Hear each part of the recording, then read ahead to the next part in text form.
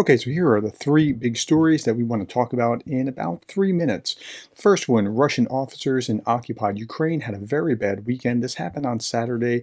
Apparently, partisans killed three officers. These were Russian police officers or Russian National Guard. The attack on the headquarters was carried out during the meeting of the Russian Security Service, FSB, and Russian National Guard, and it was out in Melitopol. Partisans told the Kyiv Post that they, quote, gave a gift to the officer to celebrate the Day of Russian Police. The gift later exploded. Now, this isn't the first time. It certainly will not be the last time. You're going to see more and more of this kind of resistance movement. The partisans did not reveal the details of the operation because, quote, if we reveal them, then we will not be able to repeat it. So they're wise to not, just for the sake of the press clipping, reveal their hand. The explosive device was made from improvised means. Since we have them in the city, the Mariupol partisans told the Kyiv Post.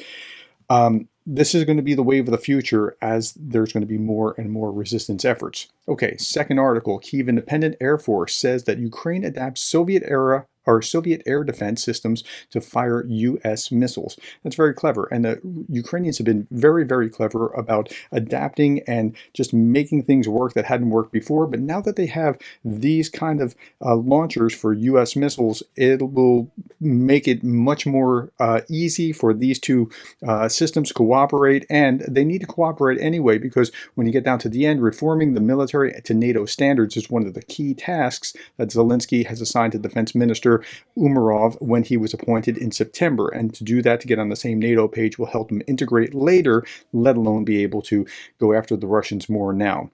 Last issue is military training efforts for Ukraine hits a major milestone even as attention shifts to Gaza. So how many Ukrainians have been trained by the West? Well, France is on course to have trained 7,000 Ukrainians this year. The EU's initial goal was to train 15,000, but they're upwards of, right now, they're on track to train 35,000 by the end of the year. The United States has trained about 18,000, mostly in Germany, another 1,000 in the pipeline. So I'm not including the 1,000 there.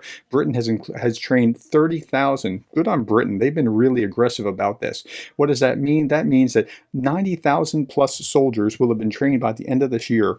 And that is trained to NATO kind of standards so that they are able to Western doctrine, NATO doctrine type of standards. That's very different than like Medvedev was bragging about 410 coming, 1,000 soldiers coming into the Russian army. But if you don't equip them, that's not really very helpful.